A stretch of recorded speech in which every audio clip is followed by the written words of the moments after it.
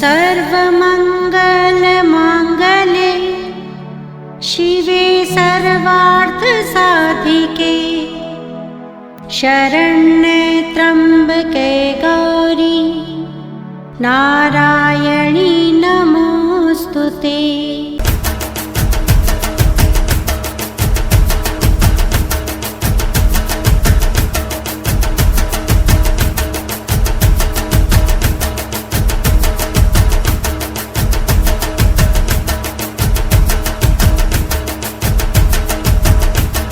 यत्र नारी पूज्यन्ते तत्र रमन्ति देवता।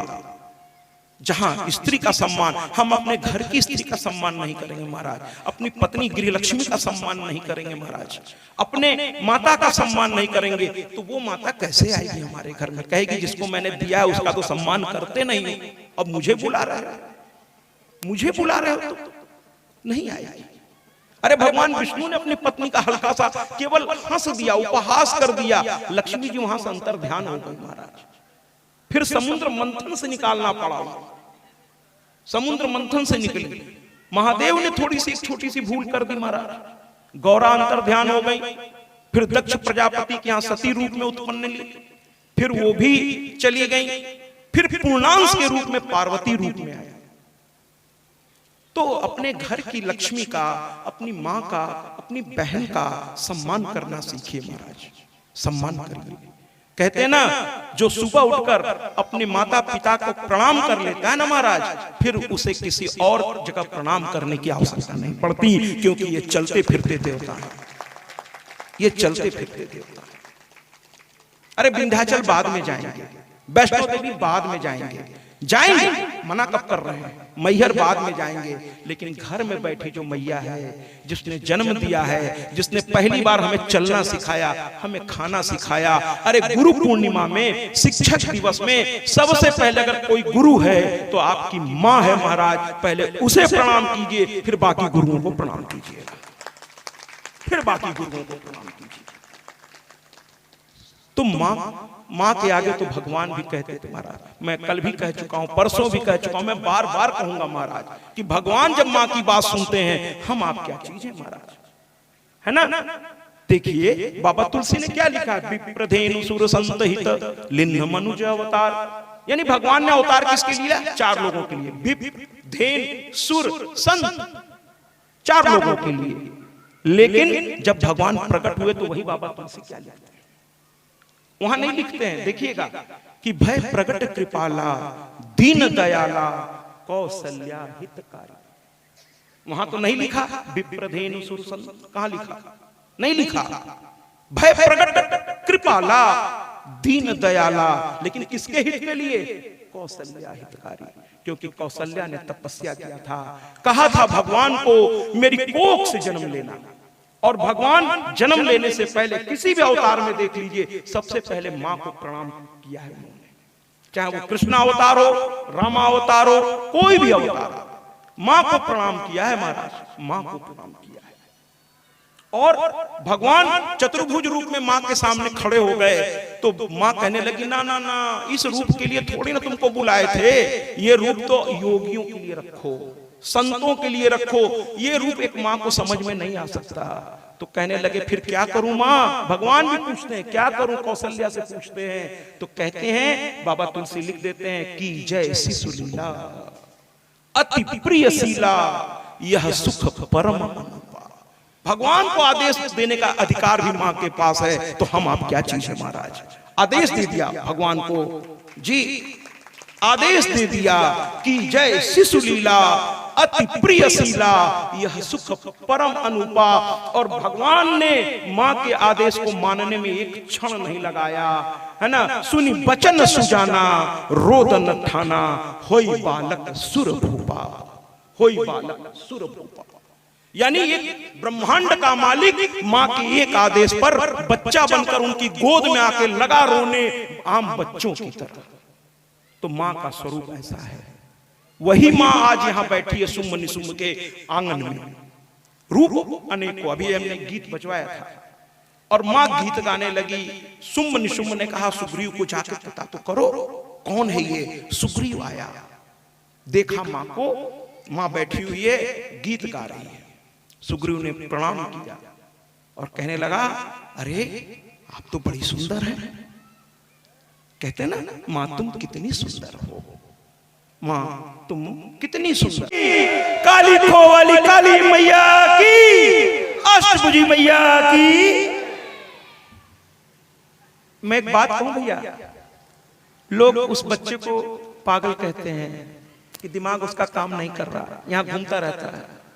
अभी जब मां के गीत बज रहे थे, नृत्य करता रहा, लोग उसको पागल कहते हैं महाराज। और अगर ऐसा पागलपन है तो फिर तो ये पागलपन ही ठीक है महाराज।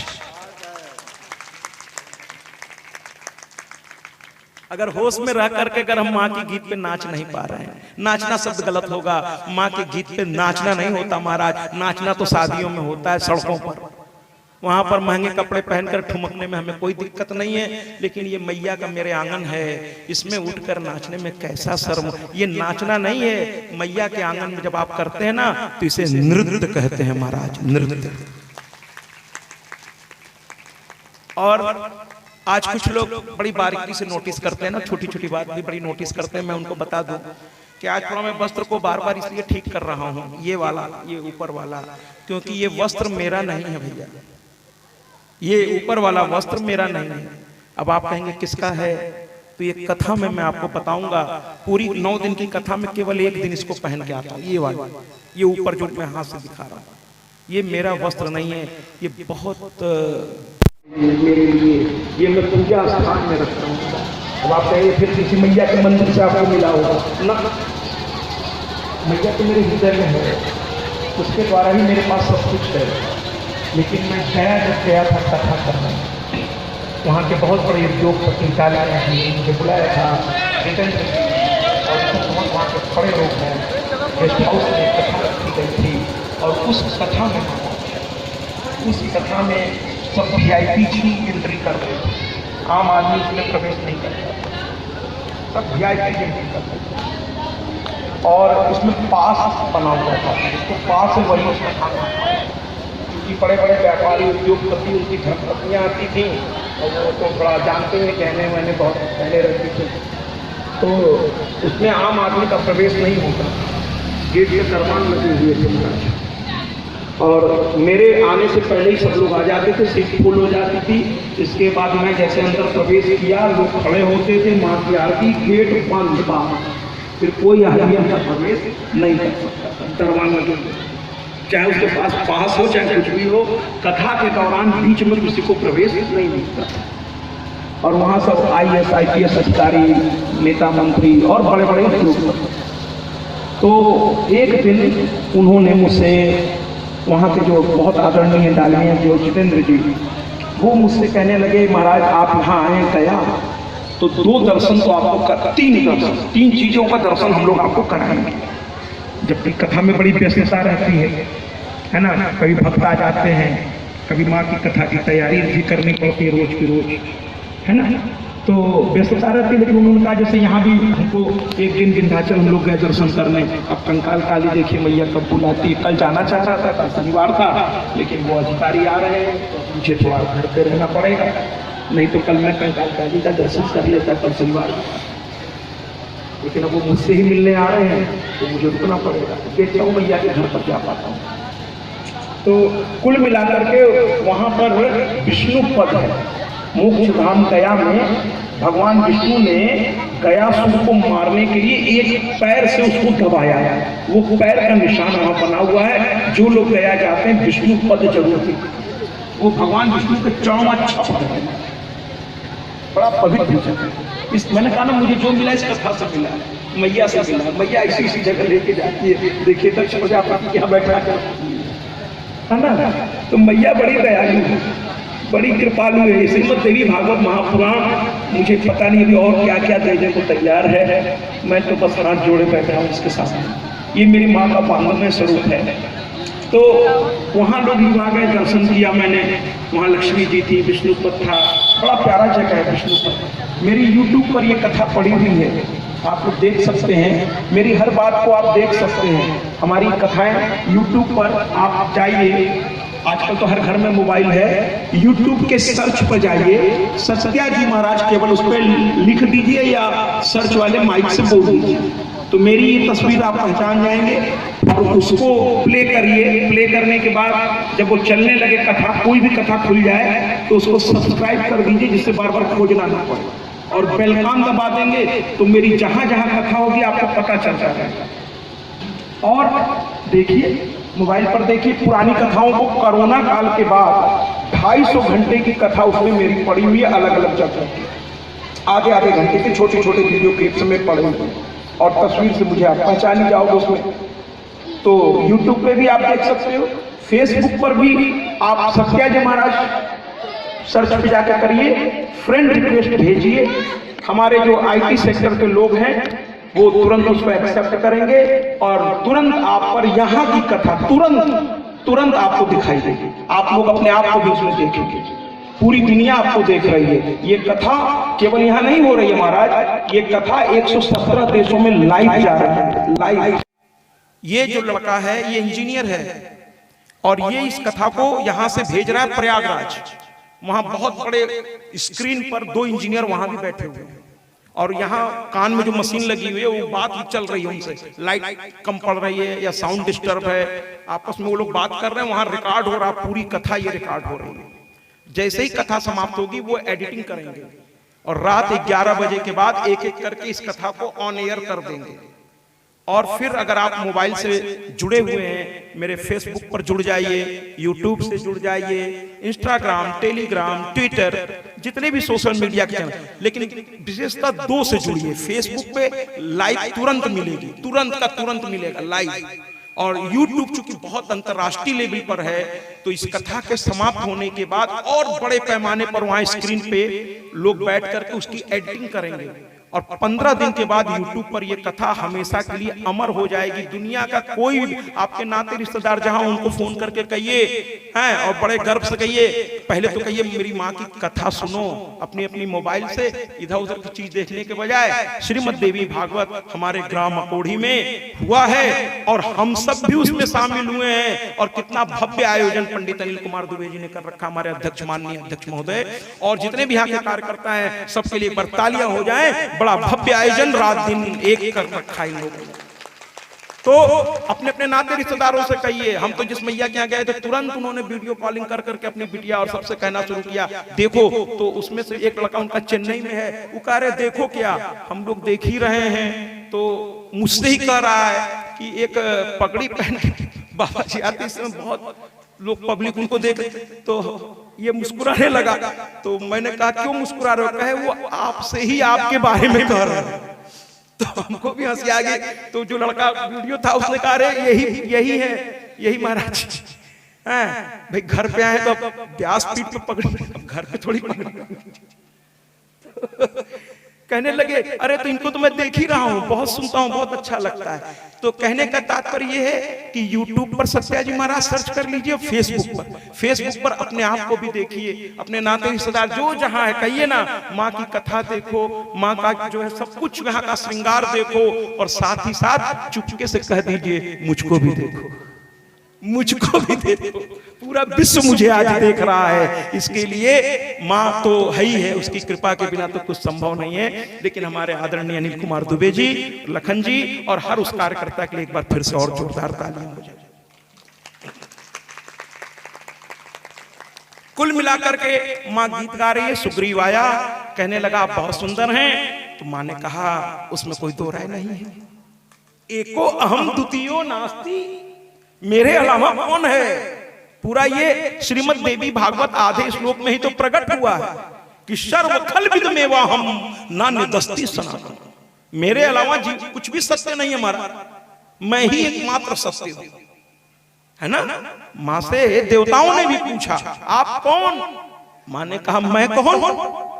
अहम ब्रह्म स्वरूपिणी, मैं स्वयं ब्रह्म हूं, अहम आनंद आनंद हूं, अहम अविद्या विद्या, अरे मैं ही सब हूं, मेरे सिवा कुछ और है ही नहीं संसार, कोई और है नहीं, मैं ब्रह्मा विष्णु महेश की माता हूं। इसीलिए तो गर्व से सीना ठोक के कहता हूं कि हम कथा सुनाते जग जननी जय माता की, जो माता है इस ब्रह्मांड की, जो माता है इस ब्रह्मांड की। ऐसी वैसी कथा लेके नहीं चला हूं भैया, ऐसे तो सभी कथा बहुत आदरणीय है, सबको प्रणाम करता हूं। कुल मिलाकर सुग्रीव ने कहा आप बड़ी सुंदर हैं, शुंभ निशुंभ ने आपको निमंत्रण भेजा है, और निमंत्रण भी कैसा भेजा है, आपसे वो विवाह करना चाहते हैं, और इस समय उनसे बड़ा ताकतवर दुनिया में कोई और नहीं है, कोई और नहीं है। सारा सुख सारी संपत्ति उनके चरणों में है। आप एक बार उनके साथ विवाह हो जाए, फिर आपको किसी सुख की कमी नहीं। जैसे उसने ये कहा, मां बड़ी जोर से कहने लगी, जिसके नाखून में न जाने कितने सुम्म निसुम्म घुसे हुए, उसको तुम उसका वैभव बता रहे हो। अरे मूर्खों, मैं ब्रह्मांड की जननी हूं, तेरे ये ऐश्वर्य तो मेरे चरणों के धूल भी लगे। अरे ब्रह्मा विष्णु महेश की भी ऐश्वर्य मेरे सामने नहीं है, तो ये सुम्म निसुम्म कौन है? लेकिन वो नहीं माना, कहा ना ना ना, महाराज जी का मैं दूत हूं।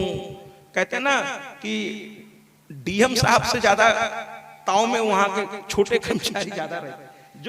मैं किसी का अपमान नहीं कर रहा हूं, लेकिन जो जितने छोटे पद पे होता है ना महाराज, उसका ताव, हर आदमी की बात नहीं कर रहा हूं, कुछ बहुत अच्छे भी होते हैं, कुछ बहुत अच्छे, लेकिन कभी आप डीएम साहब से मिलके देखिए, वो बड़े सज्जन आपको, जो जितने बड़े पद पर होगा उतना ही विनम्र आपको मिलेगा, उतना ही अच्छे से बात आपसे करेगा। और जितने कहते हैं ना, चाय से ज्यादा केतली गर्म रहती है महाराज, है ना, चाय से ज्यादा केतली गर्म। तो डीएम साहब तो बेचारे शांत रहते हैं, लेकिन उनका ड्राइवर, मैं अपमान नहीं कर रहा हूं भैया, बहुत लोग बहुत अच्छे होते हैं, मैं कुछ लोगों की बात कर रहा हूं, क्योंकि ये लाइव जा रहा है, और लाइव नहीं भी जाता तो भी मैं तो हर व्यक्ति का सम्मान करता हूं, हर व्यक्ति का, उनके सम्मान का सम्मान करता हूं। तो कुल मिलाकर के महाराज यहां पर मैया ने कहा, जाओ भाई जाओ, बेकार समय बर्बाद मत करो, जाओ। तो कहता क्या है कि नहीं नहीं, मैं आपको लेके चलूंगा। तो मैया ने कहा ऐसी बात है तो सुनो, हम दोनों सहेली, कहीं इनको भी जरा देख लो, लगातार हम ही को देख रहे हो, बगल में ये भी बैठी, जरा इनको भी तो देखो। देखा, घबरा गया, काली घबरा गया, कहे अरे ये कौन? कहे ये तुम्हारी माँ है, आइए समझाने तुमको। तो कहने लगा कि अच्छा ये कौन है, नाम तो बताइए। कहीं ये काली है। तो कहे क्या बताएं, आप इतनी सुंदर, ये ऐसी। तो कहने लगी ध्यान से देखो, अगर पुत्र रूप में देखोगे तो ये हमसे भी ज्यादा सुंदर है, हमसे भी ज्यादा, तालियों से स्वागत करते। लेकिन दुष्टों के लिए ये भयानक है, दुष्टों के लिए ये भयानक है महाराज, दुष्टों के लिए भयानक है।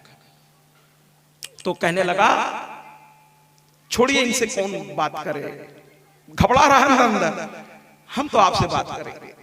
तो मैया हंसती, कह चलो हम ही से बात करो। कह चलेंगी आप? तो कहने लगी क्या करें, बचपन में सहेलियों के साथ, बच्चे भी बड़े मजेदार बात करते हैं, कह बचपन में सहेलियों के साथ हम लोग खेल रहे थे। एक दिन सहेली ने कहा तुम बड़ी सुंदर हो, तुम में बड़ी ताकत है, तुम किससे विवाह करोगी? तो मेरे मुंह से मजाक मजाक में निकल गया, माँ कहने लगी, ये सब माँ कह रही है, माँ कह रही है, उस सुग्रीव से माँ कह रही है कि मेरे मजाक मजाक में निकल गया कि भैया मैं उससे शादी करूंगी जो मुझे युद्ध में हरा देगा, जो मुझसे भी, भाई हर पत्नी चाहती है कि उसका पति हर तरह से सबसे अच्छा हो, कौन नहीं चाहता? किसी भी स्त्री से जो अभी शादी, जिसका विवाह नहीं हुआ है, किसी भी कन्या से आप पूछिए तो उसके सपनों का राजकुमार कुछ अलग होता है। वो चाहती है मेरा पति नशा न करे महाराज। इसलिए युवाओं से कहूंगा नशा मत करिए, है ना, नशा वाले पति को कोई जल्दी पत्नी पसंद नहीं करती। मेरा पति का सम्मान दुनिया करे महाराज, ऐसा कुछ अच्छा काम करे कि पूरी दुनिया उसका सम्मान, नहीं दुनिया करे, कम से कम कुछ लोग तो करें सम्मान।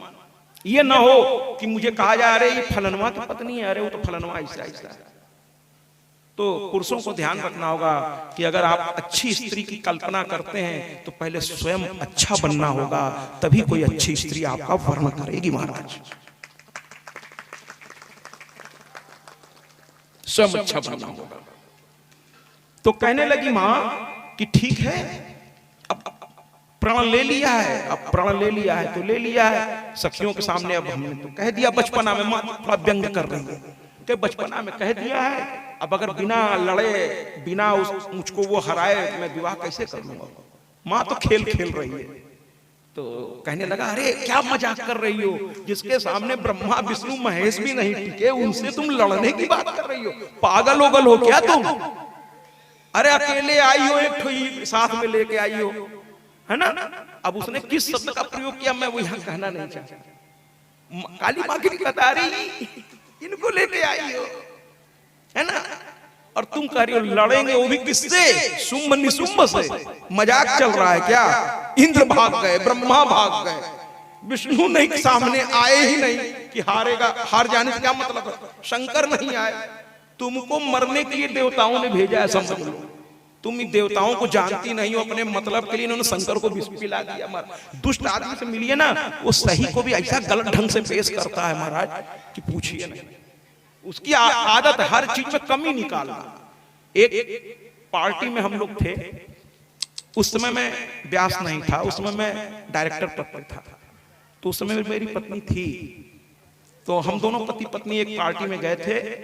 तो उस पार्टी में कोई कमी नहीं थी महाराज, उस आदमी ने सारी व्यवस्था कर रखी थी। लेकिन उनके पटीदार, ऐसे हर पटीदार बुरे नहीं होते। मैं तो जहां ठहरा हूं वहां सब लोग एक दूसरे को बहुत प्यार करते हैं महाराज, मेरे सामने तो यही है, सभी एक दूसरे को बहुत प्यार करते हैं। लेकिन उनके एक पटीदार थे, उनके चाचा जी थे, वो घूम के कमी ढूंढने में लगे हुए थे महाराज। और हाँ, एक जगह उनके हिसाब से उनको कमी मिल भी गई। हमसे कहते हैं देख रहे हैं डायरेक्टर साहब, ये सबको बीमार करेगा ये नाला। हमने कहा महाराज क्या हो गया। कहें पता ये नान में रोटी का ही स्वरूप होता है। तो कहें देखिए कितना देसी घी में एकदम डुबा रखा है, इसको खा लीजिए 2-4 तो तबीयत खराब न हो जाए। तो मैंने देसी घी में डुबा हुआ है, और उसके बाद भी उसको वो कमी के रूप में, कुछ लोगों को आदत होती है वो अच्छाई में भी कमी ढूंढने में माहिर होते हैं महाराज, माहिर होते हैं, पूरी ताकत इसी में लगा देते हैं। तो कहने लगा कि अरे तुम क्या लड़ोगी, तुम्हारे में कहां हिम्मत है, ये सब मत करो, चलो मेरे साथ, वरना भी वो ज्यादा नहीं 4 सैनिक भेजेंगे, घसीट के ले जाएंगे, तुम्हारी बेइज्जती हो जाएगी।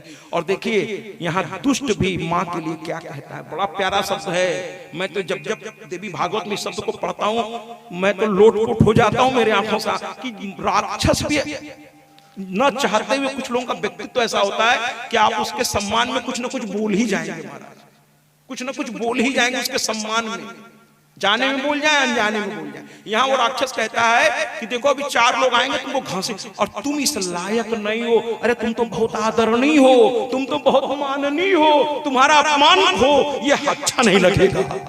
तालियों से स्वागत करिए ना जरा। माने वो भी कहता है तुम आदरणीय हो, तुम माननीय हो, तुम सम्माननीय हो, तुम्हारा अपमान अच्छी बात नहीं हो, ऐसा कहता है वो राक्षस। तो माता ने कहा अच्छा इतना अगर समझते हो तो फिर मेरी एक बात मानो, अब बात बहुत हो गई, तुम जाओ सुग्रीव से अरे उससे जाके कह दो सुमनी से कि मेरा शर्त है, दिक्कत क्या है, 2-2 हैं वो सब, ऊपर से ताकतवर भी हैं, आवे हरावे नहीं चले, हम खुला ऑफर है। आजकल दुकानों में ऑफर टंगते हैं ना महाराज, 1 के साथ 2 फ्री, और उस 2 फ्री के चक्कर में वो एक आदमी इसलिए खरीद लेता है, भले घर में एक पति बड़ा परेशान था, उसकी पत्नी डिस्काउंट में जो सामान मिलता था खरीद लाती थी, घर में एक सामान 10-10 ठो हो गया। तो पति कई बार समझाया नहीं मानी, तो उसने अपने ससुराल यानी पत्नी के मायके में फोन किया और कहा आपके यहाँ भी कोई डिस्काउंट ऑफर चल रहा है क्या। तो सास पूछी कहना क्या चाहते हो, कहे अगर 1 के साथ 2 फ्री हो तो बताइए, या एक्सचेंज ऑफर हो तो बताइए, इनको एक्सचेंज करके दूसरा दीजिए, नहीं तो हमारा घर बर्बाद कर देंगे, है ना। सामानों से घर भर दिए, अब हम लोग का सड़क पर रहे, सामान खरीद खरीद के घर में इतना भर दी कि हम लोग सड़क पे आ गए। समझाइए अपनी बिटिया को, इतना सामान खरीद रही है, कहती सस्ते में मिल गया ले आए, 1 के साथ 2 फ्री था। अरे दुकानदार फ्री नहीं देता महाराज, वो उसमें उसका दाम क्या कर लेता है, जोड़ लेता है। फ्री के चक्कर में मत पड़ा कीजिए, दुकानदारों से ये सब मत पड़ा कीजिए। कुल मिलाकर के वो लौटा और जाके सुमुनि से कहा महाराज बहुत अजीब टाइप की महिला लग रही है। और उसने एक बड़ा प्यारा शब्द इस्तेमाल किया, अरे बहुत लड़ाकिन लग रही है, लड़ने के लिए तैयार बैठी, देखने में सुंदर है लेकिन बड़ी लड़ाकी लग रही है। कुछ हमने कई नाम देखे हैं, मैं तो माताओं का बड़ा सम्मान करता हूं, लेकिन थोड़ा यहाँ हास्य विनोद यानी थोड़ी हंसी मजाक कर लें हल्का सा। मैंने कई शांति नाम वाली स्त्रियों को देखा है कि उनका नाम तो है शांति देवी, लेकिन घर में उन्हीं से अशांति है महाराज, घर में उन्हीं से आफत की शांति देवी अशांति। तो कहीं बड़ी लड़ाकी ने महाराज सीधे मुंह तो बात कर ही नहीं रही है, कहते लड़ लो। ऐसी स्त्री तो पहली बार हमने देखा। सुम्ब निशुम्ब ने कहा अच्छा ऐसी बात है, कहे इसका अब देखिए दुष्टों की भाषा, अब उसका क्या कर सकते हैं, लेकिन उस बात का स्वाद थोड़ा लेने के लिए न चाहते हुए मुझे इन शब्दों का इस्तेमाल करना पड़ेगा कि राक्षस ने मां के लिए क्या कहा। कहता अच्छा इसका नशा उतारना पड़ेगा, बहुत ज्यादा ये उड़ रही है। कहता है ऐसा करो धूम्रलोचन चले जाओ जरा सा और सेना लेके जाना, पहले प्यार से कहना, नहीं माने तो घसीट ले जाना, फिर देखते हैं क्या करना है। धूम्रलोचन गया महाराज और ये भी 60,000 सैनिक लेकर गया, इससे नीचे सब लेके चलते ही नहीं। 60,000 एक औरत से एक तरफ कह रहे हैं कुछ नहीं है घसीट के ले आना, दूसरी तरफ 60,000 सेना लेके ये भी पहुंचा महाराज, और ये भी खूब बड़ी बड़ी बातें करने लगा। अब मैया परेशान हो गई, कहने लगी एक काम करो, ये बगल में काली है इनसे मिल लो। तो कहता है इस कुरूपा से कौन बात करेगा, तुम सुंदर हो इसलिए तुमसे बात कर रहे हैं हम लोग, ये तो कुरूप है। तो मैया गुस्से में आ गई। भाई किसी को भी स्त्री को दो बात, मैं थोड़ा इसको हास्य विनोद में कहूंगा, किसी स्त्री से दो चीज मत पूछे वरना गुस्से में आ जाती है। एक तो उससे उसकी उम्र मत पूछिएगा, नहीं तो गुस्से में आ जाएगा, और दूसरा कभी ये मत कहिएगा कि तुम हैं भैया जिस रूप में हैं बहुत बढ़िया बहुत बढ़िया बहुत बढ़िया बहुत बढ़िया। अगर आप चाहते हैं कि उस घर में चाय आपको मिले तो कहते माँ से कह दिया तुम कुरूपा हो, माँ को गुस्सा आ गया, अच्छा हम कुरूपा हैं, और गुस्से में आती चली गई कि तुम बहुत दुष्ट हो। वो कहने लगा अरे अभी तो मैं बाल पकड़ के तुमको और इनको दोनों को ले जाऊंगा। जैसे ही उसने बाल पकड़ने की बात की, माँ ने वही तरीका अपनाया, उठाया मुंह को फुलाया और एक ही आवाज दी हुम, और ये भी वहीं जलकर भस्म हो गया। ताली से बाकी सेना भागी। महाराज महाराज महाराज सुम्ब निशुम्ब कहे क्या हो गया क्या हो गया। कहे महाराज बड़ा आफत है। अरे वो औरत है कि पूरी बवाल है, उसके साथ एक तो बगल में बैठी है महाराज, वो तो आफत की पुड़िया है एकदम। कहने लगे अच्छा धूम्रलोचन को मार डाली। अरे महाराज हाथ भी नहीं लगाई, खाली फूंक दी, मर गया। सोचिए उसकी ताकत। आप तो यहाँ महल में बैठे आराम से, हम लोगों को भेज रहे हैं, जाके देखिए तो फूंक दे रही है, मर जा रहा है। स्त्री का देखिए ताकत। माँ यही मैं कहना चाहता हूँ, आप लोग अपनी शक्ति को पहचानें। बहुत सी चीजें आप चुपचाप सह लेते हैं, मत सहा कीजिए। जहां गलत लगे बोला कीजिए, बोला कीजिए। हाँ लड़िए मत, वरना आपको पुरुष डंडा लेके वहां पहुंच जाएंगे जहां मैं रहता हूँ। सबको भड़का रहे हैं आप। अच्छा खासा हम लोग शांति से रह रहे हैं, और सब एक जगह ऐसे ही हुआ, कथा चली, नहीं डंडा लेके कोई नहीं आया, मजाक हुआ ये कि मैंने कथा में पुरुषों से कहा कि देखो जो खाया करो वो अपनी धर्म पत्नी को भी खिलाया करो। ये क्या बात हुई, आप अकेले दोस्तों में सब खा ले तो वो बेचारी क्या करेगी, वो घर में बैठी है। तो कुछ भी खाया करो तो साथ में अपनी पत्नी के लिए भी ले जाया करो। तो कुछ पुरुष इस बात से बड़े खुश हुए, प्रभावित हुए। तो उस दिन प्रसाद बटा, तो वो पुरुष कुछ लोग वहां के ग्राम प्रधान, विधायक जी और भी कुछ अच्छे लोग और भी सभी अच्छे लोग प्रसाद में से कुछ हिस्सा खाए, कुछ हिस्सा उन्होंने मोड़ के रुमाल में रख लिया, घर ले जाके वहां के प्रधान जी जे अपनी धर्म पत्नी को तो गुस्से में ली ही नहीं। कहीं आज तक कबो कुछ लाए रहे, आज लेके चला है। जब गुरुजी समझाए ना तब तो का याद आया कि हम वही घर में अपने स्कूल खात है, हमसे कभी पूछे। प्रधान जी दौड़ते हुए आए जहां मैं ठहरा था। कहे महाराज आज क्या कर दिया, हमें क्या हुआ। कहे घर घर में लड़ाई हो रही है, सब पत्नियां इसमें चढ़ी हुई हैं और कह रहे हैं जब तक महाराज जी हैं महिला सशक्तिकरण, अब कोई हम लोगों को दबा नहीं सकता। हमने कहा हम थोड़े कहते कि जाके लड़ना शुरू कर दो। तो कहे नहीं महाराज, कल हम लोग कहे कुछ वहां के पुरुष कहने लगे, बैठे सब हंसी मजाक होने लगे, कहे अच्छा थोड़ा गौ सेवा करो तब कथा में जाना, तू कहीं रात दिन तोहरे गृहस्थी में घुसा रही थी, लब संभाला अपन गृहस्थी, हम जाई थी महाराज जी के कथा सुने। तो हमें बड़ी हंसी आई।